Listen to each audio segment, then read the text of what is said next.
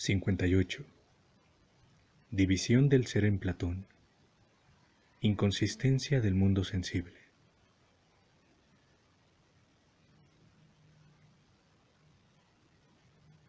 Cuán grande sea la pobreza, más aún la escasez de nuestro vocabulario, nunca lo he comprendido mejor que el día de hoy. Hablando ocasionalmente de Platón, nos encontramos con innumerables conceptos que reclamaban un término preciso y no lo tenían.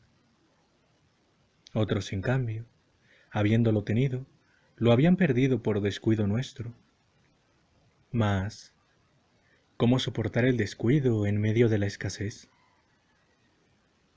Al tábano, al que los griegos llaman estro, que acosa sin fin al ganado y lo dispersa por todo el valle, nuestros escritores le llamaban asilo. En esto puedes dar fe a Virgilio. Junto al bosque sagrado del Sílaro y el alborno verdeante de encinares, revolotea muy abundante la mosca, cuyo nombre romano es asilo. En su versión los griegos le denominaron estro, insecto dañino, de zumbido estridente, a cuya presencia todos los rebaños huyen despavoridos por la selva. Está claro, según pienso, que este vocablo ha desaparecido. Para no entretenerte demasiado, estaban en uso ciertos verbos simples, como en cernere ferro inter ser, decidir entre sí con la espada. El propio Virgilio te cerciorará de ello. Gigantescos varones, nacidos en diversas regiones del orbe, se reunieron y decidían con la espada. Et cernere ferro. Ahora decimos decernere. El uso de la forma verbal simple se ha perdido. Los antiguos decían sí y uso, si lo hubiere ordenado, en lugar de sí y suero. Tampoco en esto quiero que me des crédito a mí, sino al propio Virgilio. La restante tropa, allí donde lo hubiere ordenado, quae usu, que ataque a una conmigo. No me ocupo de este tema con tanta minuciosidad para mostrarte cuánto tiempo se me ha ido con el gramático, sino para que con ello compruebes cuán numerosos son los términos de Enio y Asio, cubiertos hoy de herrumbre, siendo así que también de Virgilio, que analizamos todos los días, ya nos han desaparecido algunos. ¿Qué significa, preguntas, esta introducción? ¿Qué finalidad persigue? Nada te ocultaré. Deseo, si es posible, pronunciar la palabra esencia con el beneplácito de tus oídos. Si no, lo haré pese a tu indignación. Tengo a Cicerón por garante de este término. Le considero de gran autoridad. Si me pides un escritor moderno, ahí tienes a Fabiano, diserto, elegante, de estilo primoroso, aún para nuestro gusto refinado. ¿Qué hacemos, pues, amado Lucilio? ¿Cómo traduciremos ousuía, realidad necesaria, naturaleza que encierra el fundamento de todo ser? Te ruego, por tanto, que me concedas hacer uso de este vocablo. No obstante, me esforzaré en ejercitar muy pocas veces el derecho que me has concedido. ¿Acaso me contente con haber alcanzado el permiso? ¿De qué me aprovechará tu condescendencia, si no puedo en modo alguno expresar en latín el concepto por el que he dirigido mi reproche a nuestra lengua? Condenarás más aún la penuria de la lengua de Roma, cuando sepas que es una sola sílaba la que no puede traducir. ¿Cuál es esta? Preguntas. To-on. ¿Te parezco duro de mollera? A la vista de todos, esta que puede traducirse así. Quo ot et. lo que es. Pero aprecio una gran diferencia. Me veo obligado a poner un verbo en lugar de un nombre, mas si no hay otro remedio lo traduciré. Quod et. Un amigo nuestro, hombre muy docto, decía hoy que esta expresión es usada por Platón en 6 acepciones distintas. Todas te las explicaré una vez te haya mostrado que una cosa es el género y otra la especie. Mas ahora investigamos aquel primer género del que dependen las demás especies, del que procede toda división, en el que está comprendida la totalidad del ser. Pues bien, lo descubriremos si comenzamos a examinar con la mirada hacia atrás cada ser en particular, ya que así llegaremos hasta el primer género. El hombre es especie, como enseña Aristóteles. El caballo es especie, el perro es especie. Luego hay que buscar a todas estas especies un vínculo común que las abarque y las incluya dentro de sí. ¿Cuál es este? El animal. Por consiguiente, se ha constituido el género de todas las especies que acabo de mencionar: hombre, caballo, perro, que es el animal. Pero existen ciertos seres que poseen alma y no son animales, pues es opinión fundada que en las plantas y en los arbustos anida un alma, y así afirmamos que ellos viven y mueren. Por lo tanto, los seres animados ocuparán un peldaño superior porque, como los animales, igualmente las plantas pertenecen a esta clase. En cambio, ciertos seres carecen de alma, por ejemplo las piedras, por donde habrá una categoría anterior a la del ser animado, a saber, la del cuerpo. A esta la dividiré, estableciendo que todos los cuerpos son animados o inanimados. Todavía existe una realidad anterior a la corporal, ya que mantenemos la existencia de seres corporales y de seres incorpóreos. ¿Cuál será, pues, el principio del que ambos derivan? Aquel al que poco ha dimos un nombre no muy apropiado, lo que es. De este modo lo dividiremos en especies afirmando lo que es, o es corporal o incorpóreo. Este es, por lo tanto, el género primero y anterior a todos y, por así decirlo, universal. Los demás son, por supuesto, géneros, pero particulares, como es género el hombre. En efecto, este incluye en sí todas las especies de pueblos, griegos, romanos, partos, de colores, blanco, negro, rubio, de cada individuo, Catón, Cicerón, Lucrecio. Así, en cuanto que incluye a muchos se le denomina género, en cuanto se subordina a otra especie. El género aquel universal, lo que es, no tiene nada superior a sí.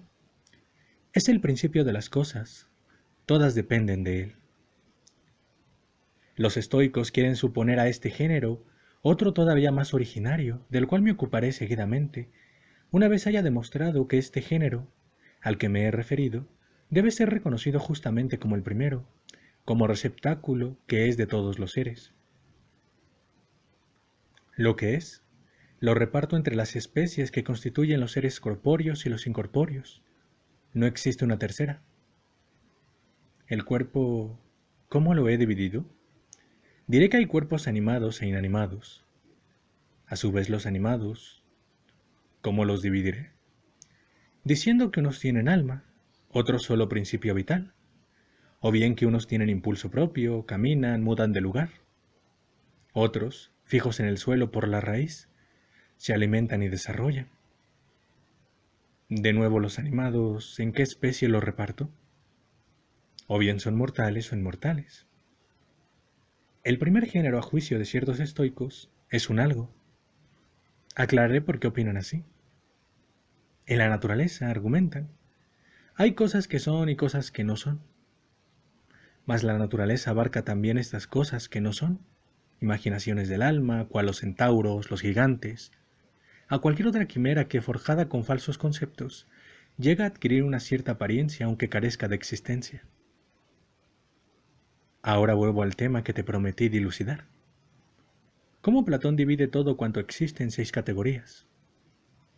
En la primera está el principio aquel llamado lo que es que no es perceptible ni con la vista, ni con el tacto, ni con sentido alguno, solo se le puede concebir. Lo que es de modo universal, como el género hombre, no se ofrece a la mirada, pero sí el hombre específico. Verbigratia, Cicerón y Catón. El animal como género no se ve, se concibe, pero sí que contemplamos sus especies, el caballo o el perro. En la segunda categoría de las cosas que existen, sitúa Platón, al ser que excede y sobrepuja toda realidad. De este dice que existe por excelencia. Poeta es un apelativo común, pues a todos los que componen versos se les designa con este nombre. Mas entre los griegos se aplicó ya como distintivo de uno solo. Piensas en Homero cuando oyes decir el poeta. Entonces, ¿cuál es este ser? Por supuesto es Dios, más grande y más poderoso que todos los seres juntos. La tercera categoría corresponde a los seres que tienen una existencia propia. Estos son innumerables, pero situados fuera de nuestro mundo visible. ¿Cuáles son? Preguntas. Constituyen la peculiaridad del sistema de Platón. Les llama ideas, de las cuales se producen todas cuantas cosas vemos y a cuya imagen todas sin excepción se modelan. Ellas son inmortales, inmutables, invulnerables. Escucha qué es la idea, o mejor, ¿qué es lo que por tal entiende Platón? La idea es el modelo eterno de todo cuanto produce la naturaleza. Añadiré a la definición una explicación para que la proposición te resulte más clara. Me propongo hacer tu retrato. Como modelo de la pintura dispongo de ti, de quien toma mi inspiración ciertos rasgos para reflejarlos en su obra. Así, esa figura que me alecciona e inspira, de la que saco la imitación es la idea. Pues bien, la naturaleza posee infinidad de tales modelos, de hombres, de peces, de árboles, según los cuales configura todo cuanto ella debe producir. La cuarta categoría será para el eidos. Conviene te fijes en qué consiste el eidos y achaques a Platón, no a mí, la dificultad del concepto, pues no existe sutileza alguna que encierre en sí dificultad. Poco antes me servía del ejemplo del pintor. Cuando éste quería plasmar con sus colores a Virgilio, contemplaba su persona. La idea era el rostro de Virgilio, es decir, el modelo de la obra futura. Lo que capta el artista y lo aprovecha para su obra es el eidos. ¿Dónde está la diferencia? Preguntas. Lo primero es el modelo. Lo segundo, la forma tomada del modelo y plasmada en la obra. La primera forma la imita el artista. La segunda constituye su obra. La estatua posee una figura determinada. Esta es el eidos. El propio modelo a imitación del cual el escultor configuró la estatua posee también determinada figura. Esta es la idea. Hay aún, si lo deseas, otra diferencia. El eidos está en la obra. La idea se halla fuera de la obra, y no solo es extrínseca a la obra, sino anterior a ella. La quinta categoría corresponde a los seres que existen comúnmente. Estos empiezan ya a afectarnos. Aquí se encuentran todos, hombres, animales, cosas. La sexta categoría es la de aquellos seres que solo en cierto modo existen. Por ejemplo, el vacío, el tiempo. Todo cuanto vemos y palpamos, Platón no lo incluye en el número de los seres que, a su juicio, tienen una existencia propia, porque se hallan fluctuando y experimentan constante disminución y aumento. Ninguno de nosotros es en la vejez el mismo que fue en su juventud.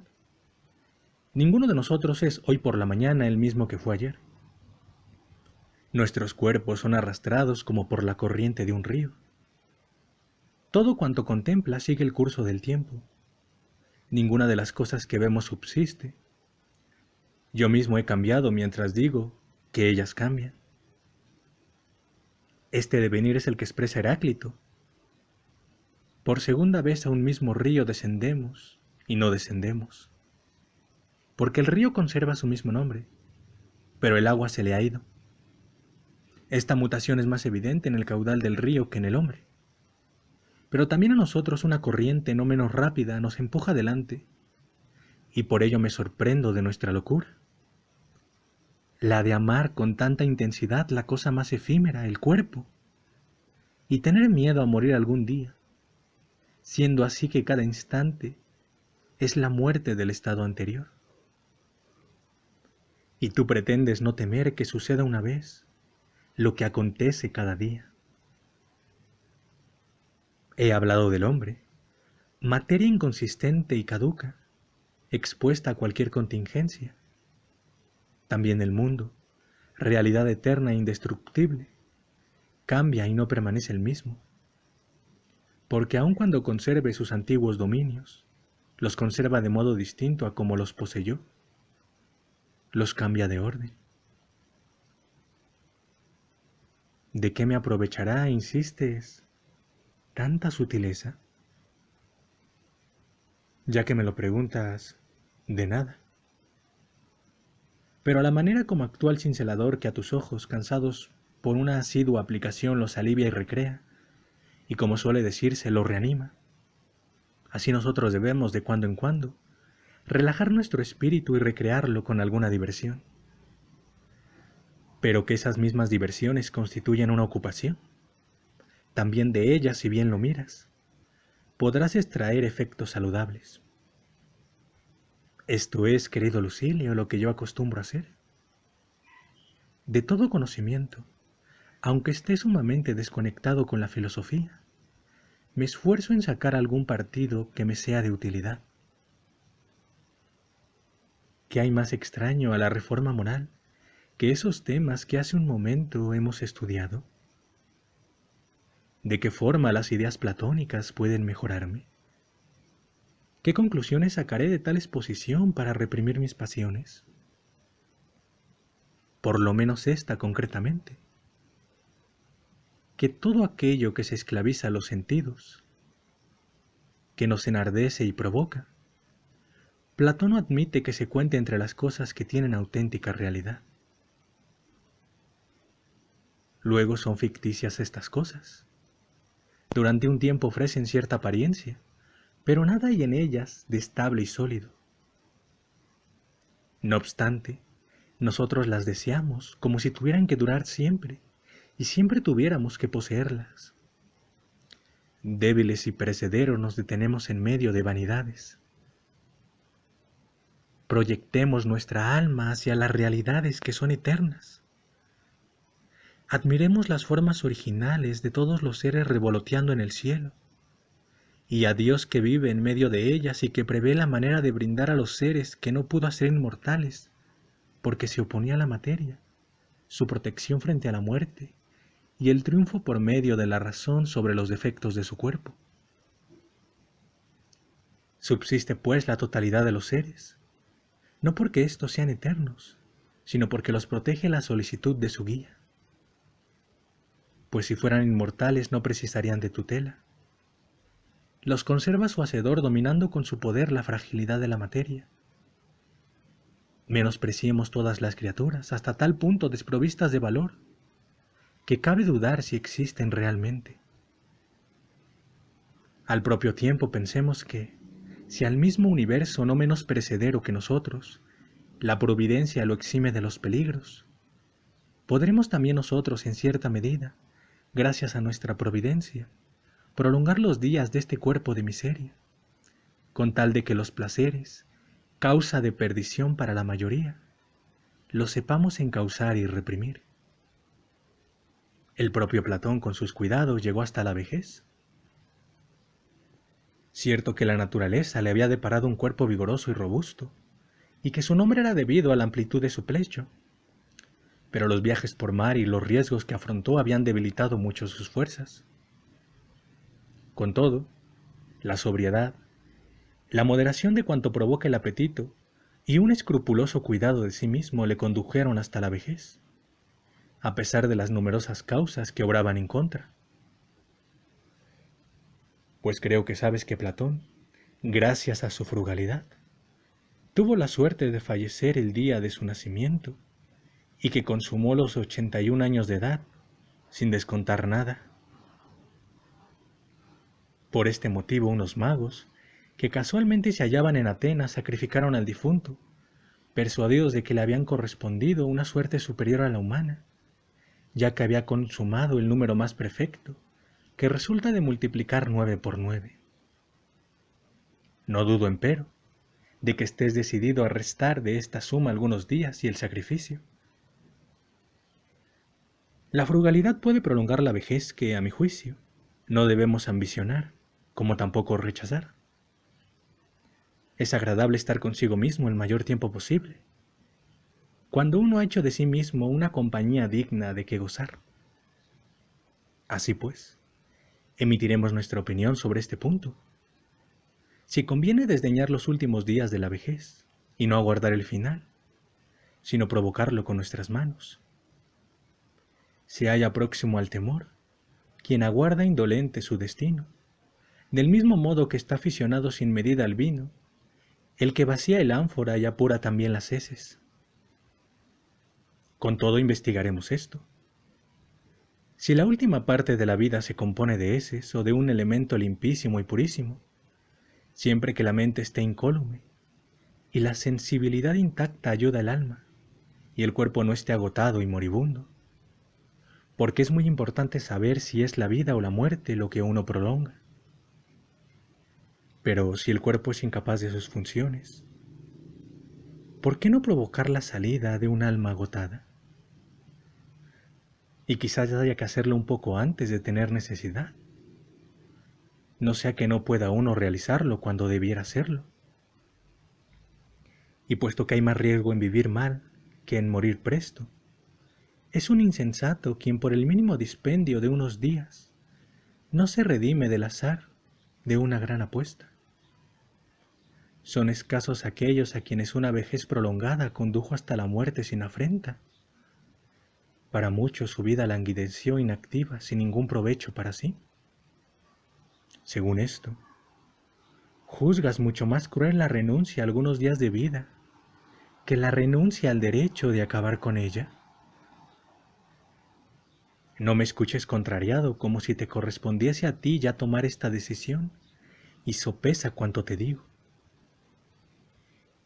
No abandonaré la vejez, en el caso de que me conserve íntegro para mí mismo, pero íntegro en aquella parte más noble. Por el contrario, si comienza a perturbar mi inteligencia, a desquiciarla en sus funciones, si no me permite ya vivir, sino respirar, saltaré fuera de un edificio descompuesto y ruinoso. No rehuiré con la muerte la enfermedad en tanto sea curable y no perjudicial para el alma. No me haré violencia con las manos a causa del sufrimiento. Morir así supone ser vencido. No obstante, si me doy cuenta de que he de sufrir constantemente el dolor, partiré, no por causa de él, sino porque me va a poner obstáculos para todo aquello que motiva la vida. Es débil e indolente quien a causa del sufrimiento decide su muerte. Necio quien vive para sufrir. Pero me extiendo demasiado.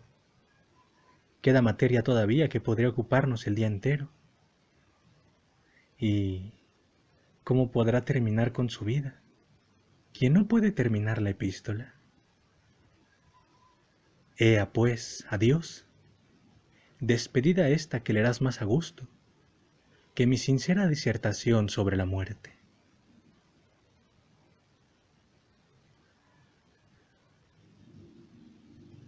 Ten salud.